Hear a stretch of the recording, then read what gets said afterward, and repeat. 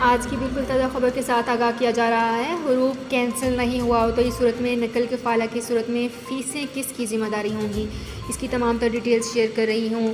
جبکہ سعودی محکمہ passport and immigration کے قانون کے مطابق جس غیر ملکی کارکن کا حروف فائل کیا گیا ہو اسے 15 دن کے اندر کینسل نہ کرانے کی صورت میں کارکن کی فائل سیز کر دی جاتی ہے۔ اور سب سے امپورٹنٹ بات کہ وزارت افرادی قوت کے قانون میں کسی بھی غیر ملکی کارکن کا ہاجر کے پاس سے فرار ہونا سنگین کاروباری جرم بھی تصور کیا جاتا ہے۔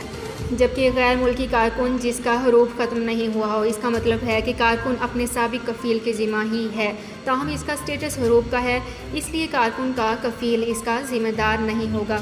اس صورت میں نئے اسپانسر کی جانب سے حروف کو کینسل کرانے کے لیے دی گئی درخواست کے وقت اقامہ تجدید کی فیس اور دیگر فیسیں کی ادائیگی بھی ہوتی ہے۔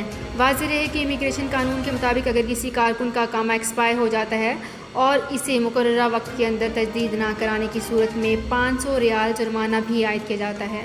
تو فرینڈز، یہ تھی میری آج کی ویڈیو۔ میری اس ویڈیو کو فیس بک پیج پر زیادہ سے زیادہ شیئر کیجیے۔ شکریہ۔